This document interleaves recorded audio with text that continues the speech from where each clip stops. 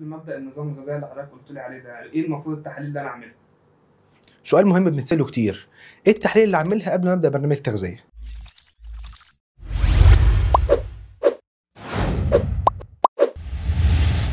بص، انا هنا هتكلم عن رايي الشخصي جدا. الطب بيقول نعمل تحاليل. انا من وجهه نظر نقول الماركت او وجهه نظري انا الشخصيه مش محتاج اعمل تحاليل كتير.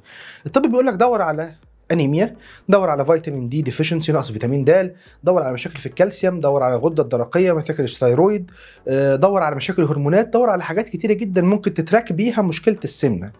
انا من التعامل في السوق بقدر اقول لك لا، انت ما يبقاش انا جبت كل عناصر الكتاب واهملتها وسابه هنا شايفك بعيني اوفر ويت عشان انت بتاكل من الهيستوري بتاعك وحش. في مشاكل ممكن تدور عليها، يعني انا ممكن اشك بعيني كطبيب اني ادور على الحديد عشان شاكك في انيميا، ادور على فيتامين دي، معظم السيدات عندهم نقص فيتامين دي، ادور على مشاكل في الهرمونز لو انا شاكك ان الحاله دي كانت مثلا انسولين سنسيتيفيتي او انسولين ريزيستنس او فيها مشاكل في الدايابيتس او مشاكل سكر. لكن اكيد انت مش تخين او مش انت اوفر ويت عشان عندك مشاكل في الغده الدرقيه. الغده الدرقيه مسؤوله عن 5% بس من مشاكل الحرق في جسمنا. فانت في الاصل اوفر ويت او عندك مشاكل مع السمنه عشان انت بتاكل سيء.